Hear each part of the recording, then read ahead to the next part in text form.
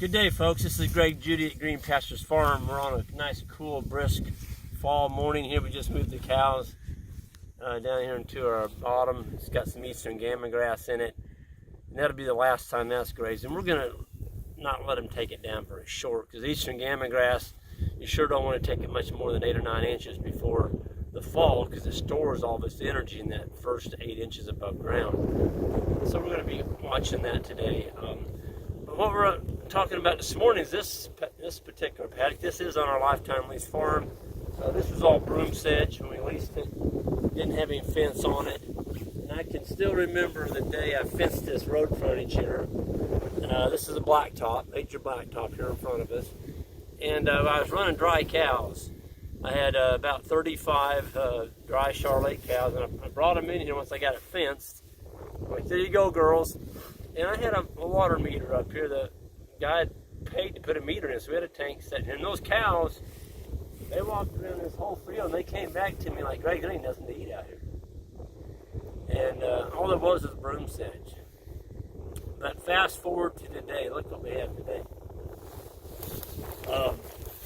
Just unbelievable. You look down the canopy here, folks. There's just, I mean, my God, you got to dig to get to the ground. Just a beautiful litter bank, lots of soil life. I mean, it just doesn't get any prettier than this as a grazer. Got our ground covered good. We got our first killing frost last night. It didn't look like it hurt the clover yet. It's going to take more than that one to set the clover back. They're saying in the 70s again this coming week, so we're hopeful we got maybe 8 or 10 more days of growing. But this particular paddock right here was where we got in the snowstorm last year. This one and the next one. And we had that 24 inches of snow, and the cows couldn't get through it very well.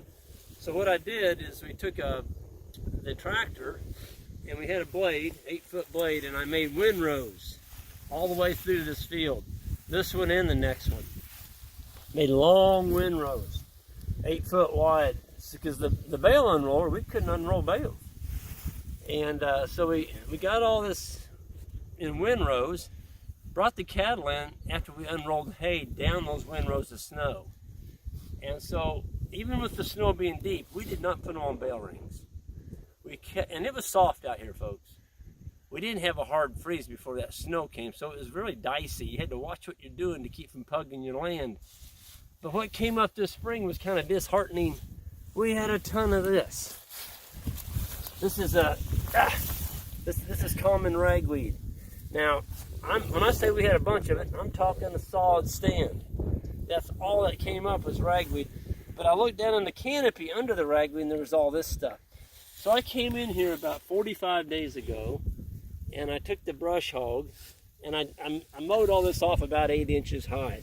So I got rid of the ragweed while it was still just lush green. I didn't get this one, I missed it. But look what came up. So I got rid of the ragweed early enough that the clover was there, little bitty tiny plants. It exploded up through there. We've got some fescue in here too. I'm not worried about bloating cattle on this, because there's enough fescue in here that when they reach in to get a bite, they're going to get some of that too, okay? And this clover is it's going into the fall. It's kind of getting toward the maturity side. It's got seed heads on it. I'm not worried about it. So I guess the remark I'd like to make is, when you see a lot of ragweed from winter feeding, as bad as it looks, just remember it can look like this in a few months later. I mean, there is a ton of feed out here, folks, and I'm talking high quality feed. This is probably 2.5 to 3 pounds a day gain kind of stuff. Right when we're going into winter. Cow's gonna get fat. So get that hay out there. Take your bale unroller, get that thing going. Moving it around this field. It was wet and puggy. It got so wet we couldn't use a tractor. We had to use the little bale unroller. And it was so wet, even with small cows, that we had to be very careful not to pug our fields. But Alex and Christian and I, we just kept moving these animals, kept moving them, getting them on new land. And I tell people, it's not the first step that causes you trouble on soggy ground. It's the second one in the same spot. That's when you go down about that deep. This is not pugging, folks. 2 to 3 inches, I don't worry about. When you go down like that, that's pugging. And it's going to take years for your land to respond and get healed back from that. So again, beautiful forage, our lifetime lease farm. I'm just tickled to death what I see here. Can't wait to get the cows up here and let them get a bite of this. Y'all have a great day, and this is Greg Judy signing off.